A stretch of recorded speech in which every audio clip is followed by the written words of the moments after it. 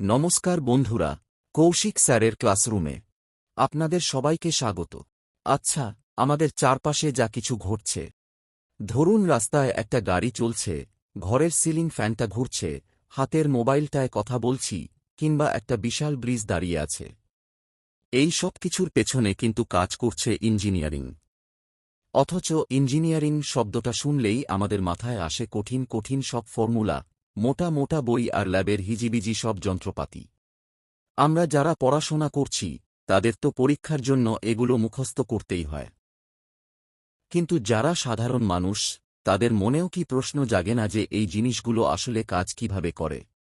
আমার উদ্দেশ্য এই জটিল আর খটমটে বিষয়গুলোকে একদম সহজ ভাষায়, আমাদের দৈনন্দিন জীবনের চেনা পরিচিত উদাহরণের মাধ্যমে সবার সামনে তুলে ধরা।